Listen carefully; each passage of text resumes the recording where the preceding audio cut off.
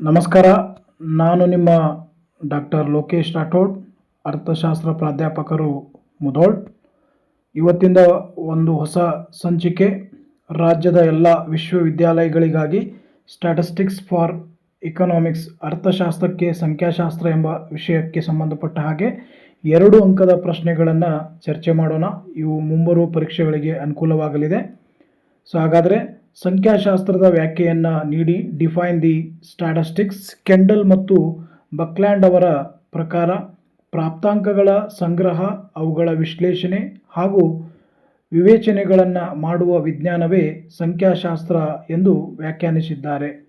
ಅಥವಾ ಬೋರ್ಡಿಂಗ್ಟನ್ ಅವರ ಪ್ರಕಾರ ಸಂಖ್ಯಾಶಾಸ್ತ್ರವು ಅಂದಾಜುಗಳ ಮತ್ತು ಸಂಭವನೀಯತೆಗಳ ವಿಜ್ಞಾನವಾಗಿದೆ ಎಂಬ ಅಭಿಪ್ರಾಯವನ್ನು ನೀಡಿದ್ದಾರೆ. ಹಾಗಾಗಿ ಸಂಖ್ಯಾಶಾಸ್ತ್ರ ತನ್ನದೇ ಆದ ವ್ಯಾಖ್ಯೆಯನ್ನು ಹೊಂದಿದೆ.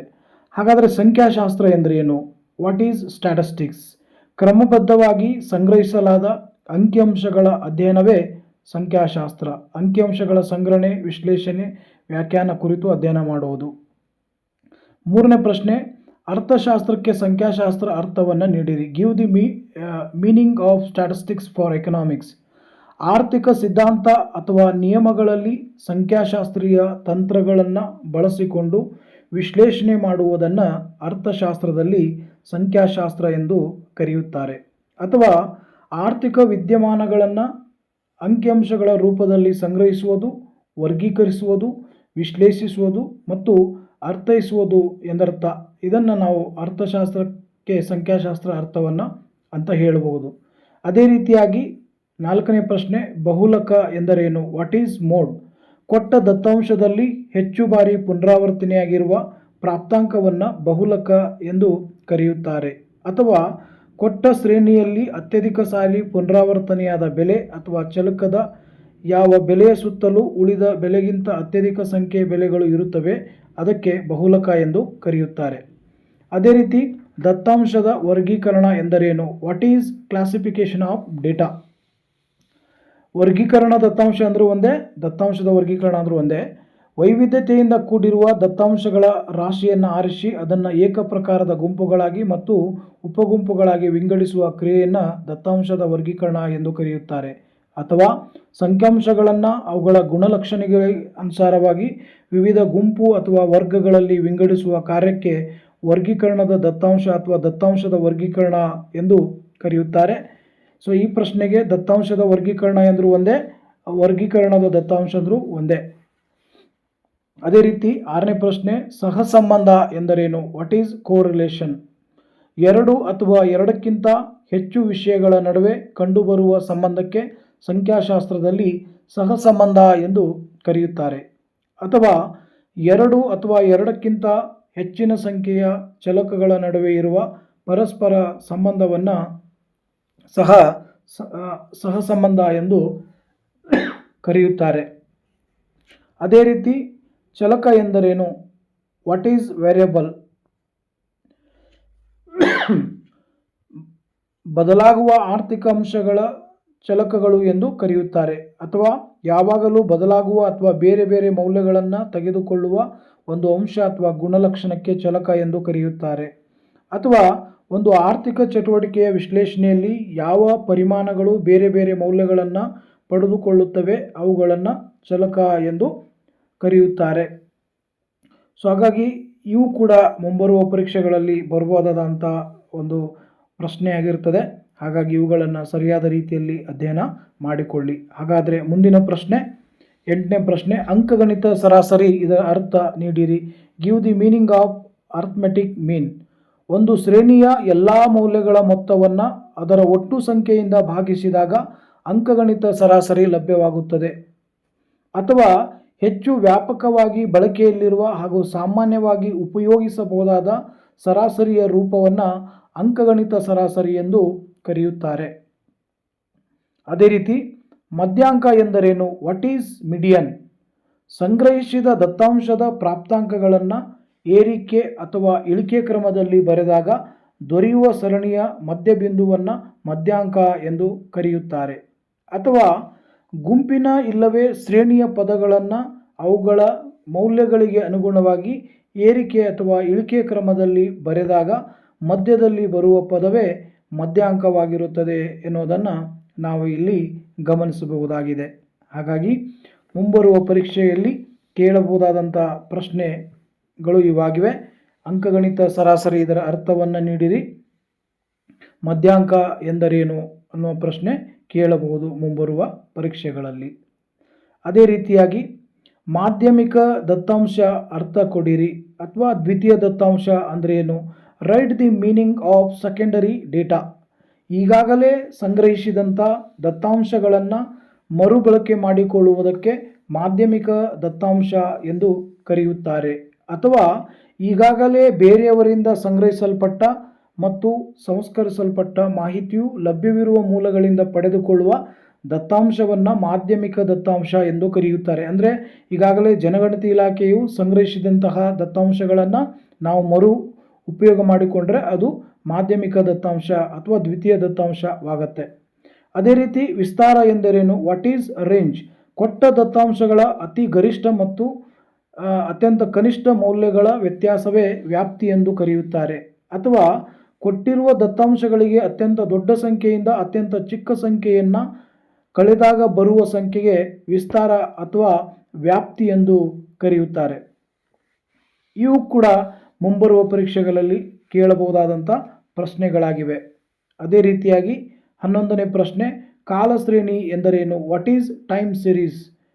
ಯಾವುದೇ ಒಂದು ವಿಷಯಕ್ಕೆ ಸಂಬಂಧಿಸಿದಂತೆ ಪರಿಮಾಣಾತ್ಮಕ ನ್ಯಾಸವನ್ನು ಕಾಲಾನುಸಾರವಾಗಿ ವರ್ಗೀಕರಿಸಿದರೆ ಅಥವಾ ಕ್ರಮಾನುಗತವಾಗಿ ವ್ಯವಸ್ಥೆಗೊಳಿಸಿದರೆ ಅದಕ್ಕೆ ಕಾಲಶ್ರೇಣಿ ಎಂದು ಕರೆಯುತ್ತಾರೆ. ಅಥವಾ ಇನ್ನೊಂದು ಅರ್ಥದಲ್ಲಿ ಹೇಳುವುದಾದರೆ ವಿಭಿನ್ನ ರೀತಿಯ ಸಮಸ್ಯೆಗಳನ್ನು ಅಭ್ಯಸಿಸುವ ಸಲುವಾಗಿ ಕಾಲಾನುಕ್ರಮ ಆಧಾರದಲ್ಲಿ ಸಂಗ್ರಹಿಸಿ ಜೋಡಿಸಿ ಅವಲೋಕಿಸಿದ ಅಂಕಿಅಂಶಗಳ ಸಮೂಹವನ್ನು ಕಾಲಶ್ರೇಣಿ ವಿಶ್ಲೇಷಣೆ ಎಂದು ಕೂಡ ಕರೆಯಬಹುದು. ಅದೇ ರೀತಿಯಾಗಿ 12ನೇ ಪ್ರಶ್ನೆ, ಪ್ರಾಥಮಿಕ ದತ್ತಾಂಶ ಎಂದರೇನು, ವಾಟ್ ಈಸ್ ಪ್ರೈಮರಿ ಡೇಟಾ. ಸಂಶೋಧನಾಕಾರನು ಪ್ರಪ್ರಥಮವಾಗಿ ಸಂಗ್ರಹಿಸಿದಂಥ ದತ್ತಾಂಶಗಳನ್ನು ಪ್ರಾಥಮಿಕ ದತ್ತಾಂಶಗಳೆಂದು ಕರೆಯುತ್ತಾರೆ. ಅಥವಾ ಇನ್ನೊಂದು ರೀತಿಯಲ್ಲಿ ಹೇಳೋದಾದರೆ ಸಂಶೋಧನಾ ಉದ್ದೇಶಕ್ಕಾಗಿ ನೇರವಾಗಿ ಅಂಕಿಅಂಶಗಳ ಮಾಹಿತಿಯನ್ನು ಸಂಗ್ರಹಿಸುವುದಕ್ಕೆ ಪ್ರಾಥಮಿಕ ದತ್ತಾಂಶ ಎಂದು ಕರೆಯುತ್ತಾರೆ. ಯಾವುದೋ ಒಂದು ಸಮಸ್ಯೆ ಇದೆ ಅಂದುಕೊಳ್ಳೋಣ, ಆ ಸಮಸ್ಯೆಗಳಿಗೆ ನಮಗೆ ಅಂಕಿಅಂಶಗಳು ಬೇಕಾಗುತ್ತೆ. ಹಾಗಾಗಿ ಸಂಶೋಧನಾಕಾರ ಏನು ಮಾಡ್ತಾನೆ ಅಂದರೆ ಪ್ರಶ್ನಾವಳಿಯನ್ನು ರಚನೆ ಮಾಡೋದ್ರ ಮೂಲಕ ಅಥವಾ ಬೇರೆ ಬೇರೆ ವಿಧದ ಮೂಲಕ ಪ್ರಾಥಮಿಕ ದತ್ತಾಂಶಗಳನ್ನು ಸಂಗ್ರಹಿಸಿಕೊಳ್ತಾನೆ. ಅದೇ ರೀತಿಯಾಗಿ ಕಾಲಶ್ರೇಣಿ ಎಂದರೇನು, ಕಾಲಶ್ರೇಣಿ ಎಂದರೇನು, ಪ್ರಾಥಮಿಕ ದತ್ತಾಂಶ ಅಂದ್ರೇನು. ಕಾಲಶ್ರೇಣಿ ಅಂದರೆ ಯಾವುದೇ ಒಂದು ವಿಷಯಕ್ಕೆ ಸಂಬಂಧಿಸಿದಂತೆ ಪರಿಮಾಣಾತ್ಮಕ ನ್ಯಾಸವನ್ನು ಕಾಲಾನುಸಾರವಾಗಿ ವರ್ಗೀಕರಿಸಿದರೆ ಅಥವಾ ಕ್ರಮಾನುಗತವಾಗಿ ವ್ಯವಸ್ಥೆಗೊಳಿಸಿದರೆ ಅದಕ್ಕೆ ಕಾಲಶ್ರೇಣಿ ಅಂತ ನಾವು ಹೇಳ್ಬೋದು. ಅಥವಾ ವಿಭಿನ್ನ ರೀತಿಯ ಸಮಸ್ಯೆಗಳನ್ನು ಅಭ್ಯಸಿಸುವಾಗ ಸಲುವಾಗಿ ಕಾಲಾನುಕ್ರಮ ಆಧಾರದಲ್ಲಿ ಸಂಗ್ರಹಿಸಿ ಜೋಡಿಸಿ ಅವಲೋಕಿಸಿದ ಅಂಕಿಅಂಶಗಳನ್ನು ಕೂಡ ನಾವು ಕಾಲಶ್ರೇಣಿ ಅಂತ ಕೂಡ ಕರಿಬಹುದು.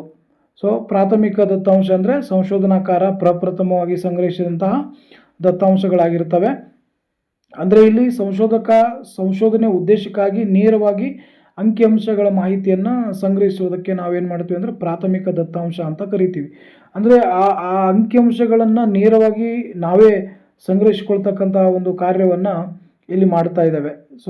ಹಾಗಾಗಿ ಸಂಶೋಧನಾಕಾರನು ತಾನೇ ಸಂಗ್ರಹಿಸಿದಂಥ ದತ್ತಾಂಶಗಳು ಅವೆಲ್ಲವನ್ನು ಪ್ರಾಥಮಿಕ ದತ್ತಾಂಶ ಅಂತ ಕರಿತೀವಿ. ಉದಾಹರಣೆಗೆ ಜನಗಣತಿ ಇಲಾಖೆಯು ಜನಗಣತಿಗೆ ಸಂಬಂಧಪಟ್ಟ ಹಾಗೆ ಪ್ರಾಥಮಿಕ ದತ್ತಾಂಶವನ್ನು ಸಂಗ್ರಹಿಸಿಕೊಳ್ತದೆ. ಈ ಪ್ರಶ್ನೆಗಳು ಕೇಳಬಹುದು. ಅದೇ ರೀತಿಯಾಗಿ ಚತುರ್ಥಕ ವಿಚಲನೆ ಎಂದರೇನು, ವಾಟ್ ಈಸ್ ಕ್ವಾರ್ಟೈಲ್ ಡಿವಿಷನ್ಸ್. ಒಟ್ಟು ಆವೃತ್ತಿಗಳನ್ನು 4 ಭಾಗಗಳಾಗಿ ಮಾಡಿದ ಬೆಲೆಗಳೇ ಚತುರ್ಥಕ ವಿಚಲನೆ ಎಂದು ಕರೆಯುತ್ತಾರೆ. ಅಥವಾ ಇನ್ನೊಂದು ಅರ್ಥ, ದತ್ತಾಂಶದ ಒಟ್ಟು ಮೊತ್ತವನ್ನು 4 ಭಾಗಗಳಾಗಿ ಮಾಡಿದಾಗ 3 ಮೌಲ್ಯಗಳನ್ನು ಪ್ರತಿನಿಧಿಸುವ ಸಂಖ್ಯೆಗೆ ಚತುರ್ಥಕ ವಿಚಲನೆ ಎಂದು ಕರೆಯುತ್ತಾರೆ. ಇದು ಕೂಡ ಮುಂಬರುವ ಪರೀಕ್ಷೆಯಲ್ಲಿ ಕೇಳಬಹುದು. ಅದೇ ರೀತಿ 15ನೇ ಪ್ರಶ್ನೆ, ಸರಾಸರಿ ವಿಚಲನೆ ಎಂದರೇನು, ವಾಟ್ ಈಸ್ ಮೀನ್ ಡಿವಿಷನ್. ಒಂದು ವಿತರಣೆಯಲ್ಲಿರುವ ಮೌಲ್ಯಗಳ ಮತ್ತು ಆ ಶ್ರೇಣಿಯ ಗಣಿತ ಸರಾಸರಿ ಅಥವಾ ಮಧ್ಯಾಂಕಗಳ ನಡುವಿನ ಸರಾಸರಿ ಅಂತರವೇ ಸರಾಸರಿಯ ವಿಚಲನೆ ಎಂದು ಕರೆಯಬಹುದು. ಅಥವಾ ಸರಾಸರಿ ವಿಚಲನೆಯು ವಿತರಣೆಯ ಸರಾಸರಿಯಿಂದ ತೆಗೆದುಕೊಂಡ ಎಲ್ಲ ಫಲಾಂಕ ವಿಚಲನೆಗಳ ಸರಾಸರಿ, ಇದನ್ನು ಸರಾಸರಿ ವಿಚಲನೆ ಎಂದು ಕೂಡ ಕರೀತೇವೆ. ಇಲ್ಲಿ ನಾನು ಯಾವ ಥರ ಉತ್ತರಗಳನ್ನು ಹೇಳಿದ್ದೀನಿ ಅಂದರೆ ಒಂದು ಒಂದು ಉತ್ತರಕ್ಕೆ ಅಥವಾ ಅಂತ ಕೊಟ್ಟು ಎರಡು ರೀತಿಯಲ್ಲಿ ನಾನು ಉತ್ತರಗಳನ್ನು ಕೊಟ್ಟಿದ್ದೇನೆ. ಇದರಲ್ಲಿ ನಿಮಗೆ ಅನುಕೂಲವಾಗುವ ಸೊ ಈಸಿ ಅನಿಸ್ತಕ್ಕಂತಹ ಉತ್ತರವನ್ನು ನೀವು ಆಯ್ಕೆ ಮಾಡಿಕೊಂಡು ಪರೀಕ್ಷೆಗಳಲ್ಲಿ ಬರೀಬಹುದು. ಅದೇ ರೀತಿಯಾಗಿ 16ನೇ ಪ್ರಶ್ನೆ, ವಿಚಲನೆಯ ಅರ್ಥವನ್ನು ನೀಡಿರಿ. Give the meaning of division.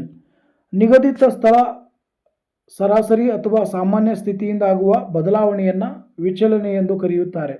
ಅಥವಾ ದತ್ತಾಂಶದ ಒಂದು ನಿರ್ದಿಷ್ಟ ಬೆಲೆ ಅದರ ಸರಾಸರಿ ಬೆಲೆಯಿಂದ ಎಷ್ಟು ದೂರದಲ್ಲಿದೆ ಅಥವಾ ಎಷ್ಟು ವ್ಯತ್ಯಾಸ ಹೊಂದಿದೆ ಎಂಬುದನ್ನು ನಾವು ವಿಚಲನೆ ಎಂದು ಕರೆಯುತ್ತೇವೆ. ಅದೇ ರೀತಿ 17ನೇ ಪ್ರಶ್ನೆ, ವರ್ಗಾಂತರ ಎಂದರೇನು? What is class interval? ಪ್ರತಿ ವರ್ಗದ ಕೆಳಮಿತಿ ಮತ್ತು ಮೇಲ್ಮಿತಿಗಳ ನಡುವಿನ ಅಂತರವನ್ನು ವರ್ಗಾಂತರ ಎಂದು ನಾವು ಕರೆಯಬಹುದು. ಹಾಗಾಗಿ ಈ ಎರಡು ಪ್ರಶ್ನೆಯು ಕೂಡ ಮುಂಬರುವ ಪರೀಕ್ಷೆಗಳಲ್ಲಿ ಕೇಳಬಹುದಾದಂಥ ಒಂದು ಸಾಧ್ಯತೆ ಇರ್ತದೆ. ಹಾಗಾಗಿ ವಿದ್ಯಾರ್ಥಿಗಳ ಹಿತದೃಷ್ಟಿಯಿಂದ ವಿದ್ಯಾರ್ಥಿಗಳಿಗೆ ಅನುಕೂಲವಾಗಲಿ ಪರೀಕ್ಷಾ ದೃಷ್ಟಿಕೋನದಿಂದ ಎನ್ನುವ ದೃಷ್ಟಿಕೋನವನ್ನು ಇಟ್ಟುಕೊಂಡು ನಾನೊಂದು ಪ್ರಯತ್ನವನ್ನು ಮಾಡಿದ್ದೇನೆ ನನ್ನ ಯೂಟ್ಯೂಬ್ ಚಾನಲ್ ಮೂಲಕ. ಅದೇ ರೀತಿಯಾಗಿ 18ನೇ ಪ್ರಶ್ನೆ, ಹಿಂಚಲನೆಯ ಅರ್ಥವನ್ನು ಬರೆಯಿರಿ. Right the meaning of regression. ಒಂದು ಚಲಕದ ಬೆಲೆಯನ್ನು ಕೊಟ್ಟಾಗ ಇನ್ನೊಂದು ಚಲಕದ ಬೆಲೆಯನ್ನು ಕಂಡುಹಿಡಿಯಲು ಸಹಾಯ ಮಾಡುವ ಸಂಖ್ಯಾಶಾಸ್ತ್ರೀಯ ಸಾಧನವೇ ಹಿಂಚಲನೆ ಎಂದು ಕರೆಯುತ್ತಾರೆ. ಅಥವಾ ಪರಸ್ಪರ ಸಂಬಂಧ ಹೊಂದಿರುವ ಎರಡು ಚಲಕಗಳ ನಡುವೆ ಇರುವ ಗಣಿತೀಯ ಸಂಬಂಧವನ್ನು ಸೂಚಿಸುವ ವಿಧಾನಕ್ಕೆ ಹಿಂಚಲನೆ ಎಂದು ಕರೆಯುತ್ತಾರೆ. ಅದೇ ರೀತಿ 19ನೇ ಪ್ರಶ್ನೆ, ದತ್ತಾಂಶಗಳ ಕೋಷ್ಟೀಕರಣ ಎಂದರೇನು? What is tabulation of data? ವರ್ಗೀಕರಿಸಿದ ಸಾಂಖ್ಯಿಕ ದತ್ತಾಂಶಗಳನ್ನು ವ್ಯವಸ್ಥಿತ ರೀತಿಯಲ್ಲಿ ಅಡ್ಡಸಾಲು ಮತ್ತು ಕಂಬಸಾಲುಗಳಲ್ಲಿ ವ್ಯಕ್ತಪಡಿಸುವ ವಿಧಾನವನ್ನೇ ದತ್ತಾಂಶಗಳ ಕೋಷ್ಟಕೀಕರಣ ಎಂದು ನಾವು ಹೇಳಬಹುದು. ಸೊ ಇದನ್ನು ಕೂಡ ಮುಂಬರುವ ಪರೀಕ್ಷೆಗಳಲ್ಲಿ ಕೇಳಬಹುದಾದಂಥ ಒಂದು ಸಂಭವನೀಯ ಇದೆ. ಹಾಗಾಗಿ ಇದನ್ನು ಕೂಡ ನೀವು ಅಧ್ಯಯನ ಮಾಡಿಕೊಳ್ಳಿ. ಸೊ ಮುಂಬರುವ ಪರೀಕ್ಷೆಗಳಿಗೆ ವಿದ್ಯಾರ್ಥಿಗಳಿಗೆ ಅನುಕೂಲವಾಗಲಿ ಎಂದು ಈ ಒಂದು ಮಾಹಿತಿಯನ್ನು ನಾನು ನೀಡ್ತಾ ಇದ್ದೇನೆ. ಸೊ ಅದೇ ರೀತಿಯಾಗಿ 20ನೇ ಪ್ರಶ್ನೆ, ಮಾನಕ ವಿಚಲನೆ ಎಂದರೇನು? What is standard deviation? ಒಂದು ದತ್ತಾಂಶದ ಸಮೂಹದಲ್ಲಿನ ಮೌಲ್ಯಗಳು ಅವುಗಳ ಸರಾಸರಿಯಿಂದ ಎಷ್ಟು ಹರಡಿಕೊಂಡಿದೆ ಅಥವಾ ವಿಚಲನೆಗೊಂಡಿದೆ ಎಂಬುದನ್ನು ಮಾನಕ ವಿಚಲನೆ ಎಂದು ಕರೆಯುತ್ತಾರೆ. ಅಥವಾ ಮಾನಕ ವಿಚಲನೆಯು ವಿತರಣೆಯ ಸರಾಸರಿಯಿಂದ ತೆಗೆದುಕೊಂಡ ಎಲ್ಲ ವಿಚಲನೆಗಳ ಸರಾಸರಿಯ ವರ್ಗಮೂಲವನ್ನು ಮಾನಕ ವಿಚಲನೆ ಎಂದು ಕರೆಯುತ್ತಾರೆ. ಅದೇ ರೀತಿಯಾಗಿ ಕೋಷ್ಟಕದ ಅರ್ಥವನ್ನು ಕೊಡಿರಿ. Give the meaning of table. ಸಂಖ್ಯಾತ್ಮಕ ದತ್ತಾಂಶವನ್ನು ಅಡ್ಡಸಾಲು ಮತ್ತು ಕಂಬಸಾಲುಗಳಲ್ಲಿ ವ್ಯವಸ್ಥಿತವಾಗಿ ಪ್ರಸ್ತುತಪಡಿಸಲು ಸಂಘಟಿತ ಮಾರ್ಗವೇ ಕೋಷ್ಟಕ ಎಂದು ಕರೆಯಬಹುದು. ಅಥವಾ ವರ್ಗೀಕರಿಸಲ್ಪಟ್ಟಂತಹ ದತ್ತಾಂಶಗಳನ್ನು ಅಡ್ಡಸಾಲು ಮತ್ತು ಕಂಬಸಾಲುಗಳ ಶೀರ್ಷಿಕೆಗಳ ಅಡಿಯಲ್ಲಿ ಕೋಷ್ಟಕವನ್ನು ರಚಿಸುವುದಕ್ಕೆ ಕೋಷ್ಟಕ ಎಂದು ಕರೆಯಬಹುದು. ಈ ಎರಡು ಪ್ರಶ್ನೆಗಳು ಕೂಡ ಪರೀಕ್ಷೆಗೆ ಬರಬಹುದಾದಂಥ ಪ್ರಶ್ನೆಗಳಾಗಿದ್ದಾವೆ. 22ನೇ ಪ್ರಶ್ನೆ, ಏಕರೇಖಾಗತ ಸಹಸಂಬಂಧ ಎಂದರೇನು? What is a unilinear correlation? ಎರಡು ಚಲಕಗಳು ಒಂದೇ ಪ್ರಮಾಣದಲ್ಲಿ ಹೆಚ್ಚಾದರೆ ಅಥವಾ ಕಡಿಮೆಯಾದರೆ ಅದಕ್ಕೆ ಏಕರೇಖಾಗತ ಸಹಸಂಬಂಧ ಎಂದು ಕರೆಯುತ್ತಾರೆ. ಅಥವಾ ಎರಡು ಅಥವಾ ವಿವಿಧ ಸಂಕೇತಗಳ ಮಧ್ಯವಿರುವ ಪರಸ್ಪರ ಸಂಬಂಧವಿರುವ ಸೂಚಿಸುವ ಕ್ರಮಕ್ಕೆ ಏಕರೇಖಾಗತ ಸಹಸಂಬಂಧ ಎಂದು ಕರೆಯುತ್ತಾರೆ.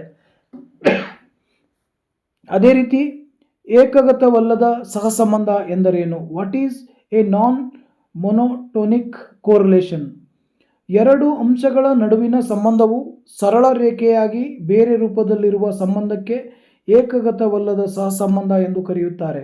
ಅಥವಾ ಎರಡು ಅಂಶಗಳ ನಡುವಿನ ಬದಲಾವಣೆ ನಿರಂತರವಾಗಿ ಸಮ ಪ್ರಮಾಣದಲ್ಲಿ ನಡೆಯದೆ ಒಂದೊಂದು ಸಮಯದಲ್ಲಿ ಹೆಚ್ಚು ಕಡಿಮೆ ಬದಲಾವಣೆ ಆಗುತ್ತಿದ್ದರೆ ಅದನ್ನು ಏಕಗತವಲ್ಲದ ಸಹಸಂಬಂಧ ಎಂದು ಕೂಡ ನಾವು ಕರೆಯಬಹುದು. ಇದು ಕೂಡ ಮುಂಬರುವ ಪರೀಕ್ಷೆಗಳಲ್ಲಿ ಕೇಳಬಹುದಾದಂತಹ ಒಂದು ಸಂಭವನೀಯ ಪ್ರಶ್ನೆಯಾಗಿದೆ. ಹಾಗಾಗಿ ಇದನ್ನು ಕೂಡ ನೀವು ನೋಡಿಕೊಳ್ಳಿ. ಸೊ ಇದು ಕೂಡ ಮುಂಬರುವ ಪರೀಕ್ಷೆಗಳಲ್ಲಿ ಕೇಳಬಹುದಾದ ಪ್ರಶ್ನೆಯಾಗಿದೆ. 24ನೇ ಪ್ರಶ್ನೆ, ವರ್ಗಾಂತರ ಮಧ್ಯಬಿಂದು ಎಂದರೇನು? What is class interval middle point? ಒಂದು ವರ್ಗಾಂತರದ ಅತ್ಯಂತ ಕಡಿಮೆ ಮತ್ತು ಅತ್ಯಂತ ಹೆಚ್ಚಿನ ಮೌಲ್ಯಗಳ ಸರಾಸರಿಯನ್ನು ವರ್ಗಾಂತರ ಮಧ್ಯಬಿಂದು ಎಂದು ಕರೆಯುತ್ತಾರೆ. ಅಥವಾ ಸಂಖ್ಯಾಶಾಸ್ತ್ರದಲ್ಲಿ ವರ್ಗೀಕೃತ ದತ್ತಾಂಶಗಳಲ್ಲಿ ಒಂದು ವರ್ಗಾಂತರದ ಕೆಳಮಿತಿ ಮತ್ತು ಮೇಲ್ಮಿತಿಯ ಸರಾಸರಿಯನ್ನು ವರ್ಗಾಂತರ ಮಧ್ಯಬಿಂದು ಎಂದು ಕರೆಯುತ್ತಾರೆ. ದತ್ತಾಂಶ ಎಂದರೇನು? What is data? ಯಾವುದೇ ಒಂದು ವಿಷಯದ ವಿಶ್ಲೇಷಣೆಯನ್ನು ನಡೆಸಲು ಆಧಾರವಾಗಿ ಇಟ್ಟುಕೊಂಡಿರುವ ಅಂಶಗಳನ್ನು ದತ್ತಾಂಶಗಳೆಂದು ಕರೆಯುತ್ತಾರೆ. ಅಥವಾ ಒಂದು ಆರ್ಥಿಕ ಚಟುವಟಿಕೆಗಳನ್ನು ಕ್ರಮಬದ್ಧವಾಗಿ ಅಧ್ಯಯನ ಮಾಡಲು ಅಗತ್ಯವಿರುವ ಅಂಕಿಅಂಶಗಳೇ ದತ್ತಾಂಶ ಎಂದು ಕರೆಯಬಹುದು. ಅಥವಾ ದತ್ತಾಂಶ ಎಂದರೆ ಅಂಕಿ ಸಂಖ್ಯೆಗಳಿಗೆ ನಾವು ದತ್ತಾಂಶ ಎಂದು ಕರೀಲಿಕ್ಕೆ ಸಾಧ್ಯ. ಯಾಕಂದರೆ ಯಾವುದೇ ಸಂಶೋಧನೆಗಳನ್ನು ನಾವು ಮಾಡಬೇಕಾದ್ರೆ ನಮಗೆ ದತ್ತಾಂಶದ ಅವಶ್ಯಕತೆ ಇದೆ. ಹಾಗಾಗಿ ದತ್ತಾಂಶ ಕೂಡ ಅಲ್ಲಿ ಮುಖ್ಯವಾಗಿರ್ತದೆ. ಅದೇ ರೀತಿಯಾಗಿ ಮುಂದಿನ ಪ್ರಶ್ನೆ, ಬೇಡಿಕೆಯ ಮುನ್ನಂದಾಜು ಎಂದರೇನು? What is demand forecasting? ಒಂದು ನಿರ್ದಿಷ್ಟ ಸನ್ನಿವೇಶದಲ್ಲಿ ಒಂದು ವಸ್ತುವಿಗೆ ಲಭ್ಯವಾಗಬಹುದಾದ ಭವಿಷ್ಯದ ಬೇಡಿಕೆಯನ್ನು ಮುಂದಾಗಿ ಊಹಿಸುವುದಕ್ಕೆ ಅಥವಾ ಲೆಕ್ಕಾಚಾರ ಮಾಡುವುದಕ್ಕೆ ಬೇಡಿಕೆಯ ಮುನ್ನಂದಾಜು ಎಂದು ಕರೆಯುತ್ತಾರೆ. ಅಥವಾ ಭವಿಷ್ಯದಲ್ಲಿ ಉಂಟಾಗುವ ಬೇಡಿಕೆಯ ಬದಲಾವಣೆಗಳನ್ನು ಅಂದಾಜಿಸುವುದೇ ಬೇಡಿಕೆ ಮುನ್ನಂದಾಜು ಎಂದು ಕರೆಯುತ್ತಾರೆ. ಅದೇ ರೀತಿ 27ನೇ ಪ್ರಶ್ನೆ, ಆವೃತ್ತಿ ಸಂಖ್ಯಾ ವಿತರಣೆ ಎಂದರೇನು? What is frequency distribution? ಪರಿಮಾಣಾತ್ಮಕ ಚಲಕ ಕಚ್ಚಾ ದತ್ತಾಂಶಗಳನ್ನು ವರ್ಗೀಕರಿಸುವ ವಿಧಾನವೇ ಆವೃತ್ತಿ ಸಂಖ್ಯಾ ವಿತರಣೆ ಎಂದು ಕರೆಯುತ್ತಾರೆ. ಅಥವಾ ಚಲಕದ ವಿವಿಧ ಮೌಲ್ಯಗಳು ಹೇಗೆ ವಿವಿಧ ವರ್ಗಗಳಲ್ಲಿ ಅವುಗಳ ವರ್ಗ ಆವೃತ್ತಿಯೊಂದಿಗೆ ವರ್ಗೀಕರಿಸಲ್ಪಡುತ್ತವೆ ಅಥವಾ ವಿತರಣೆಯಾಗುತ್ತವೆ, ಇದನ್ನು ಆವೃತ್ತಿ ಸಂಖ್ಯಾ ವಿತರಣೆ ಎಂದು ಕರೆಯುತ್ತಾರೆ. ಹೀಗೆ ನನ್ನ ಯೂಟ್ಯೂಬ್ ಚಾನಲ್ ಮೂಲಕ ಒಂದು ಪ್ರಶ್ನೆಗೆ ಎರಡು ಉತ್ತರಗಳನ್ನು ನಾನಿಲ್ಲಿ ಅಥವಾ ಅಂತ ಹೇಳಿದ್ದೀನಿ. ಯಾವುದಾದ್ರೂ ಒಂದು ಉತ್ತರವನ್ನು ನೀವು ಪರೀಕ್ಷೆಯಲ್ಲಿ ಬರೆಯಲು ನಿಮಗೆ ಅನುಕೂಲ ಹೋಗುವಂಥ ಉತ್ತರವನ್ನು ಆಯ್ಕೆ ಮಾಡಿಕೊಳ್ಳಿ. ನಾನು ಇಲ್ಲಿವರೆಗೂ ಹೇಳಿರುವಂಥ ಒಂದು ಕ್ಲಾಸ್ ನಿಮಗೆ ಇಷ್ಟವಾಗಿರುವುದಂತ ತಿಳ್ಕೊಳ್ತಾ ಇದ್ದೀನಿ. ನನ್ನ ಚಾನಲ್ ನಿಮಗೆ ಇಷ್ಟವಾಗಿದ್ದರೆ ನನ್ನ ಚಾನಲನ್ನು ಸಬ್ಸ್ಕ್ರೈಬ್ ಮಾಡಿ, ಕೊಟ್ಟಿರುವಂಥ ಬೆಲ್ ಬಟನನ್ನು ಸೆಲೆಕ್ಟ್ ಮಾಡಿ. ಡಾಕ್ಟರ್ ಲೋಕೇಶ್ ರಾಠೋಡ್ ಅಮರ್ತ್ಯ ಸೇನ್ ಅಧ್ಯಯನ ವೇದಿಕೆ ಚಾನಲನ್ನು ಸಬ್ಸ್ಕ್ರೈಬ್ ಮಾಡಿ, ಶೇರ್ ಮಾಡಿ. ನನ್ನ ಚಾನಲ್ ಇಷ್ಟವಾಗಿದ್ದರೆ ಸಬ್ಸ್ಕ್ರೈಬ್ ಮಾಡಿ. ಧನ್ಯವಾದ.